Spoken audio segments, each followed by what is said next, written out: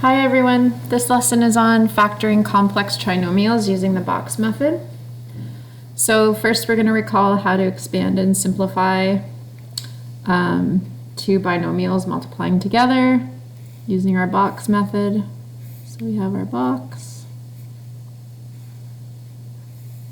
and 2x plus 3 like that, and 3x plus 4 across the top. And then we multiply, so 3x times 2x is 6x squared. 3x times positive 3 is positive 9x.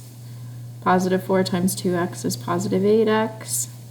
Positive 4 times positive 3 is positive 12. And then our diagonals are like terms that add up to 17x. So we know that when we multiply these two binomials together, we get the trinomial 6x squared plus 17x plus 12. So 6x squared plus these two, which total 17x plus 12. So multiplying two binomials gives you a trinomial. A complex trinomial, we looked at simple trinomials the other day. A complex trinomial has the same similar format, except this a is not a 1, it's a number other than a 1, 2, 3, 4, etc. Okay, when a simple trinomial just has a 1 out front. But we're still going to use the same box method. Just our numbers might be a little more complicated. So factor the following complex trinomial using the box method. Check your solution. And the box is self-checking, which is nice. So the first thing we're going to do is draw our box. So I'm going to draw it. I know I'm going to have two binomials multiplying each other. So I'm going to draw my box down here. And I know that 3x squared is going to be in my first box. And I know that positive 20 is going to be in my last box. And I don't know what goes in those ones. And we have our method for finding it. We multiply the first term by the last term, and we make our little x. So 3x squared times 20 is 60x squared. And then we want our two terms that go in the diagonal boxes to add to positive 17x.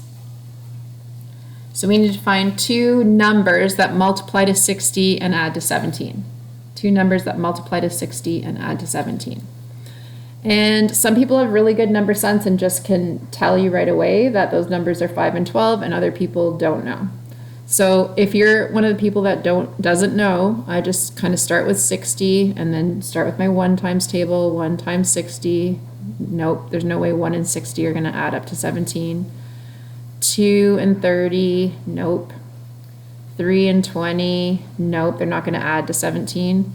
4 and 15, nope. 5 and 12, they do add to 17. And then we know they have to end in x, 5x and 12x, in order to add up to 17x. Again, to double check, we know that 5x times 12x is 60x squared, and 5x plus 12x is 17x. Okay? All right, so I'm going to include signs in my box. So I'm going to have positive 5x here and positive 12x here. So I've completed my box. Now what I want to do is look for common factors. So I look for them in two ways. I look for them across and down. So let's look across first. So what's in common with 3x squared and positive 12x? 3x is in common. And then look to our next row. What's in common with positive 5x and positive 20? Positive 5. And then same thing if we look down now. What's in common with 3x squared and positive 5x?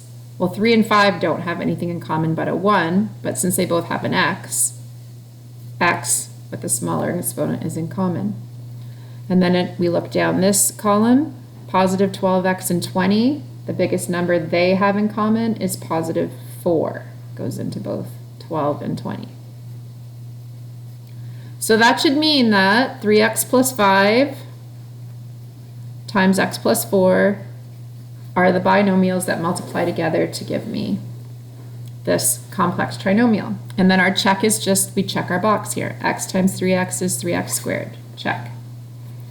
X times positive 5, positive 5x. Positive 4 times 3x, positive 12x. Positive 4 times positive 5 is positive 20. And these two middle terms add up to 17x. So we've just checked it. So that is the answer.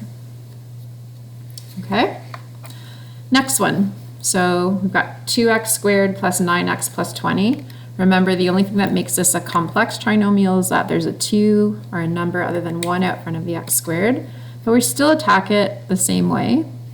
The common factoring is maybe just a little bit more challenging. So I've got my box drawn. I know 2x squared is going to go in my first box, and I know positive 10 is going to go in my last box.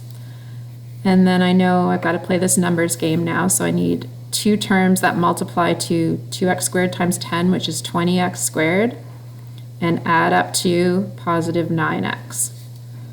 And if I'm the times tables champion of the class, I know that it's going to be 4x and 5x that multiply to 20x squared and add to positive 9x. But if not, then you just start with 20, your 1 times table. 1 plus 20 is not 9. 2 plus 10 is not 9. 3 doesn't go in. 4 plus 5 is 9. So it's 4 and 5, but you need an x with them. So to fill in my box now, I have positive 4x here and positive 5x here. Again, in order to get the sides right so that we have our two binomials, we common factor across and up and down. So if we look across first, what's in common with 2x squared and positive 5x is just x. What's in common, the greatest common factor of positive 4x and positive 10 would be positive 2, because 4 doesn't not go evenly into 10. Now if we look downward, what's the greatest common factor of 2x squared and 4x should be 2x. And then the greatest common factor of positive 5x and 10, positive 5. Which means that this should factor to give me x plus 2 times 2x plus 5. And then our check is we check the box. 2x times x is 2x squared. 2x times positive 2 is positive 4x. Positive 5 times x is positive 5x. Positive 5 times positive 2 is positive 10. And then the diagonals are like terms that add up to 9x, which is what we get in the middle. So we know we're right. The box is self-checking, and that's what makes it nice. All right, next one. 6x squared plus 11x plus 4. So I know I'm going to get two binomials. I'm going to draw my box here.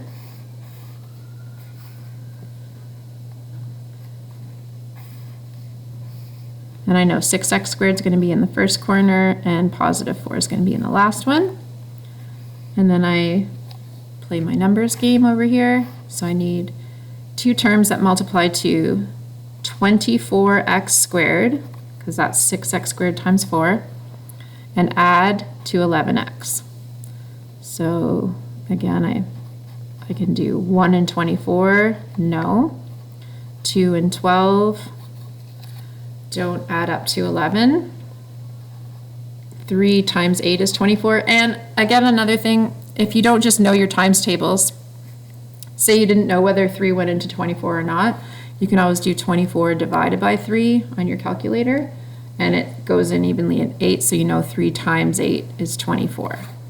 Okay? So anytime you're not sure, just use your calculator and divide. All right, so we found it. It's going to be 3x and 8x. So 3x and 8x, and I always like to put their signs in too. All right, in every box except for the first one, unless the first one has a negative, and then I would put the negative in there. Okay, so if I look across, what's in common with 6x squared and 8x, and we want the greatest common factor, it's going to be 2x. What's in common with positive 3x and positive 4? That's a good question. It doesn't look like there's anything in common, so there's a positive 1. And then if we look downward, what's in common with 6x squared and 3x? Greatest common factor would be 3x.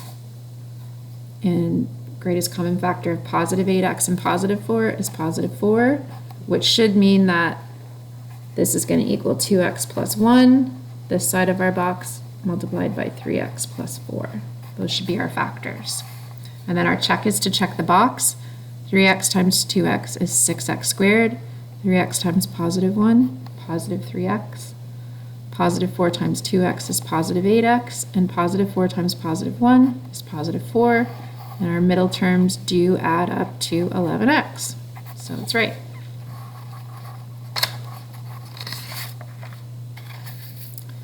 Okay, next one. So I know I'm going to have two binomials multiplying together. I'm going to draw my box. 10x squared and positive 6 in the bottom corner there. And then I do my numbers game.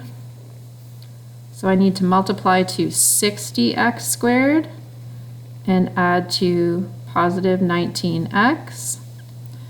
And again, if you're not good, you start with the 1 times table and work your way down. 3 times 20. 4 times 15, those are the ones, so 4x and 15x. Okay, so I'm going to put 4x and 15x, and I should put their signs in front, they're both positive. All right, so if I look across, greatest common factor of 10x squared and 15x would be 5x. Greatest common factor of positive 4x and positive 6 is positive 2. If I work down, greatest common factor of 10x squared and positive 4x squared is positive 2x. And same thing if I look down, greatest common factor of positive 15 and positive 6 is positive 3. So I should have 5x plus 2 times 2x plus 3. And then my check is just make sure that my box works. So 2x times 5x is 10x squared. 2x times 2 is 4x. 3 times 5x is 15x, 3 times 2 is 6, and these diagonal terms add up to 19x. So I'm right. All right, this one's a little more challenging because there's a negative sign here, but we're still going to start off by drawing our box.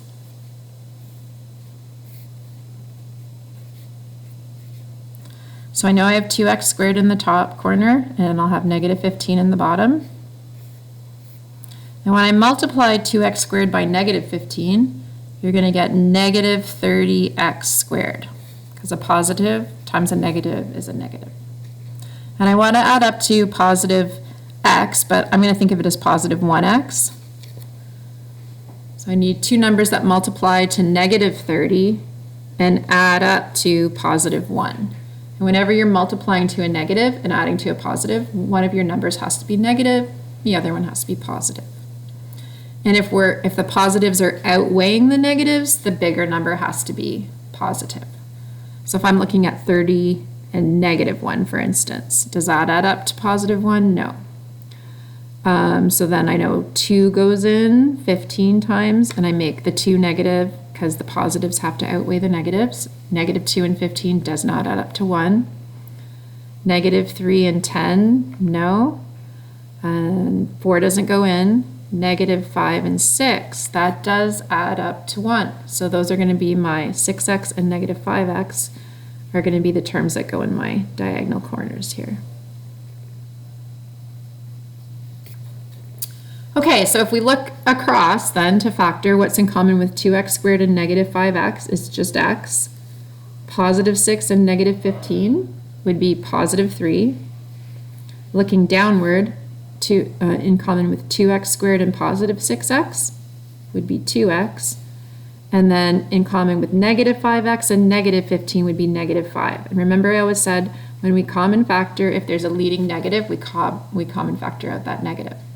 So it should be that x plus 3 times 2x minus 5 is this expression factored.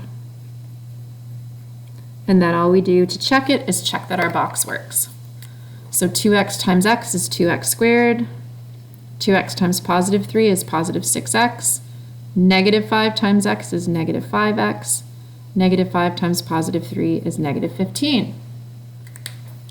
Then we check our diagonal. Is positive 6x plus negative 5x positive x? Yep, it is. So we know we're right. Next one. So we know we're going to have our two binomials when we factor a trinomial.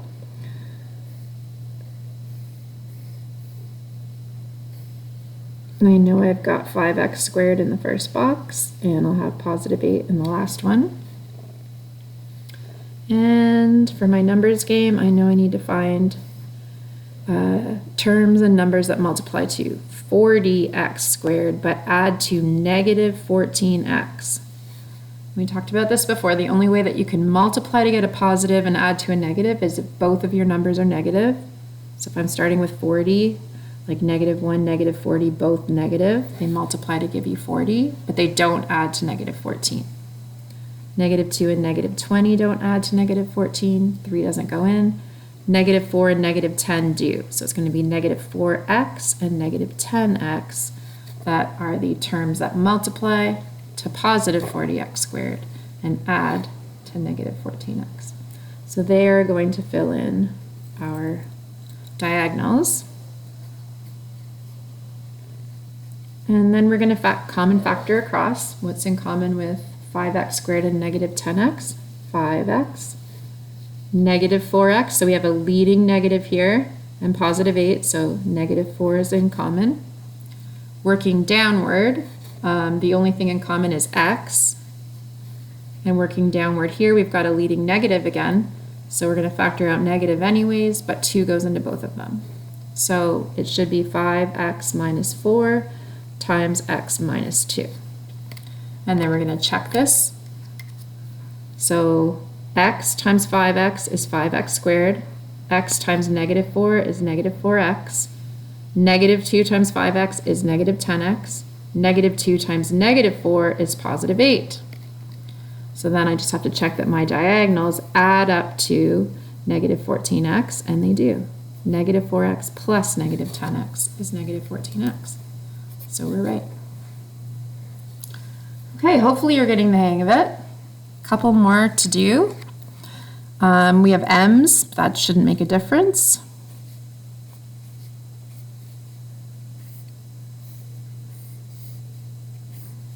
So 4m squared is going to be in our first corner and negative 8 in our last. Multiply these together. So when I do my numbers game, I want to multiply to negative 32m squared and add to negative 31m. And a little trick is whenever what you're multiplying to and you're adding to differs by 1, then you always think of the 1 times table. So 32 times 1, the negatives outweigh.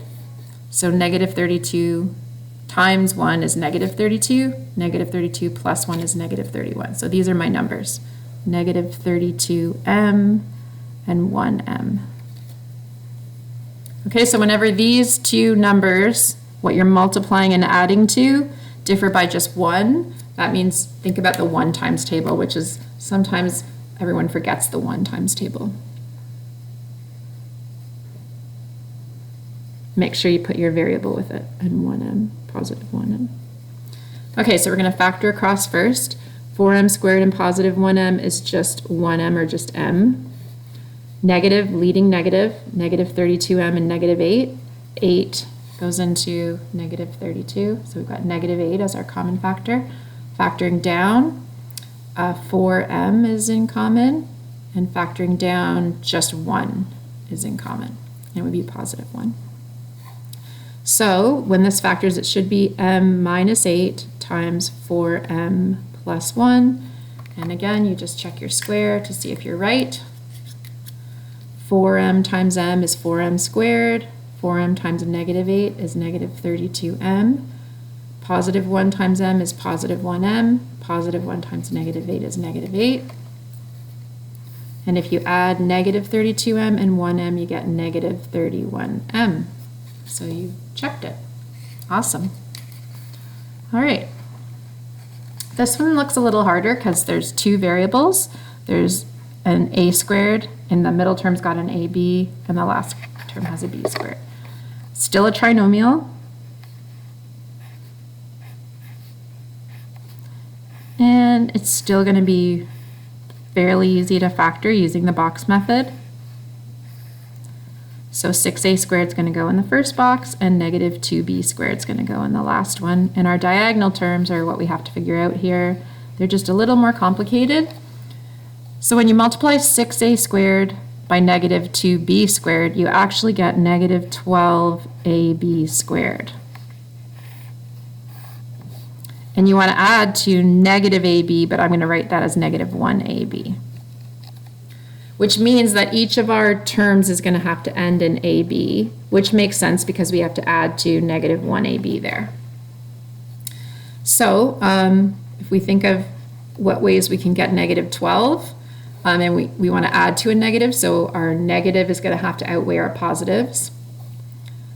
So I could start off with negative 12 and positive 1. That does not add up to negative 1.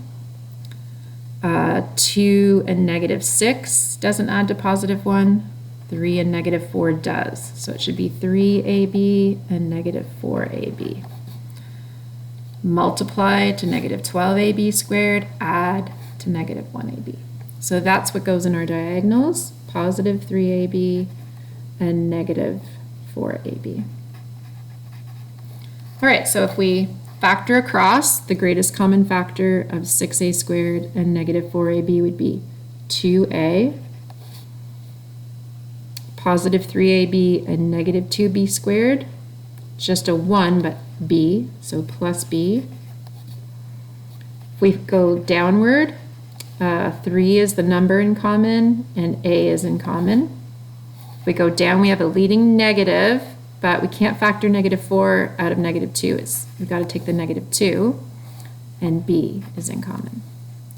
So it should be 2a plus b, 3a minus 2b, and then we just check that the box makes sense. 3a times 2a is 6a squared.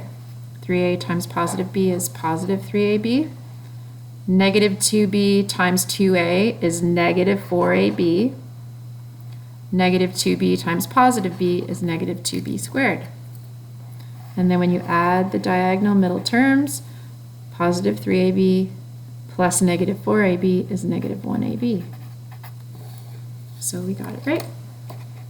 So that's how you factor a complex trinomial using the box method. So we have one question that we're going to do, apply factoring a complex trinomial to intercept form. All right, so if you see on this side here, we have a complex trinomial. So the first step towards putting it in intercept form would be to at least get it like this. We do know the step number is going to be a 2, so keep that in mind. We're going to eventually have to get into this format, which is going to cause us to have to force to common factor something out that actually doesn't look really pretty, because we can't factor the 2 out of 9 and 7 right now because they're not even numbers. So we're just going to start off using our box here. So I know I've got 2x squared and positive 7 down here. I need to add or multiply, to 14x squared and add to 9x. And I know that's going to be 2x and 7x, both positive. So I'll put positive 2x here, positive 7x here. All right, and then factoring across, I've got an x in common and just a 1 in common here, positive 1. And going downward, I have 2x in common and 7, positive 7 in common. So it should be 2x plus 7 times x plus 1. So this is called factored form.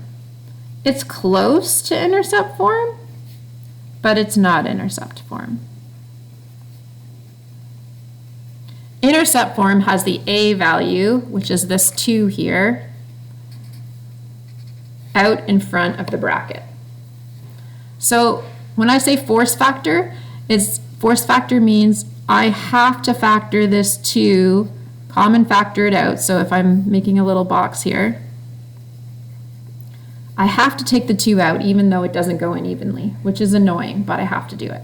So again, if you remember back to our first day on common factoring, the way you do that is you mentally divide each term in the box by 2. So we're going to get x, and then 7 divided by 2 is 3.5. So when I force common factor that 2 out, so my step number's out front, I get x plus 3.5 times x plus 1. Now it is an intercept form. Okay, and remember intercept form looks like this. It's got minuses. So for us to see a plus here, that must mean that R1 is negative 3.5 and R2 is negative 1. So those are our 2x intercepts. So we can mark those right on our grid right now. So negative 1 and negative 1, 2, 3.5 are my x intercepts. I know my step number is 2, which tells me that the step pattern is going to be plus 2, plus 6, plus 10. But I need to find my vertex. So fortunately, we know that the h-coordinate of the vertex is found by adding the x-intercepts together and dividing by 2. So that's going to give me negative 3.5 plus negative 1 divided by 2, negative 4.5 divided by 2, which is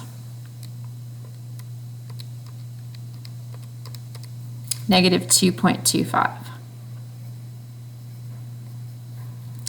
And that's not a nice x-coordinate for my vertex, and that's why this isn't my favorite one to plot, but we can do it. All right, so now we have to find the k value. So we know that the vertex is going to be along negative 1, 2 1/4, so like along this axis of symmetry here. And we've got a positive step number, so we know it's going to be down here somewhere, but we have to find that value. And the way you do it is you take this and you replace y with k, because k is the y value that goes with x being h. So we replace each x with a negative 2.25. And this x with negative 2.25. And then k should be our answer. So I'm just going to go to my calculator, type in negative 2.25 plus 3.5 and negative 2.25 plus 1 .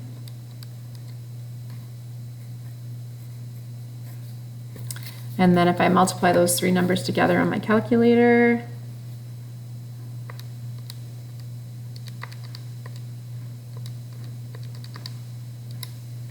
you get negative 3.125. So that means our vertex is at negative 2.25, negative 3.125. So that's h and k. So that's the coordinates of my vertex, not pretty.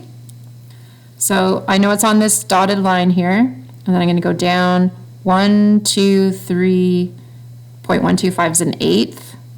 So not even a quarter of the way into the box like that.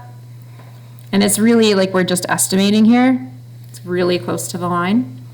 And then from there, we're going to go over 1 and up 2. Over 1 this way, so I'm like into the square and up 2. And then over 1. So over 1 and up 1, 2, 3, 4, 5, 6. Over 1, up 1, 2, 3, 4, 5, 6. And I'm not going to be able to fit up 10. So then we just try to draw in a smooth parabola that goes through the points. And there's our parabola.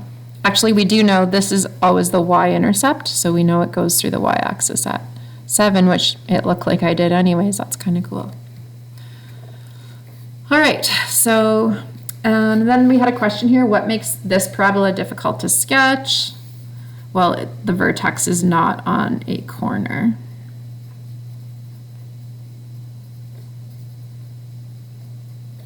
So you have to be really careful when you're plotting the points, whenever the vertex is not just right on a corner or just right on a halfway. Okay, so you're going to do practice now on using the box method to factor complex trinomials.